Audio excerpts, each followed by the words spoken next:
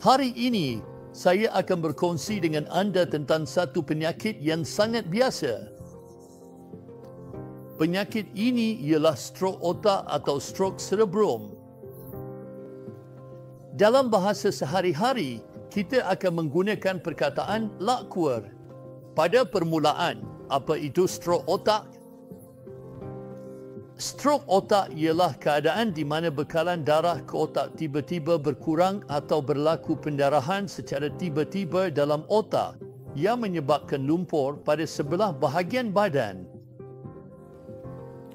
Jadi, jika anda mengalami sebarang simptom seperti muka menjadi sengit ke satu sisi, keremahan pada sebelah badan, pertuturan menjadi tidak jelas, atau kesukaran untuk berjalan, anda harus segera mendapatkan bantuan perubatan.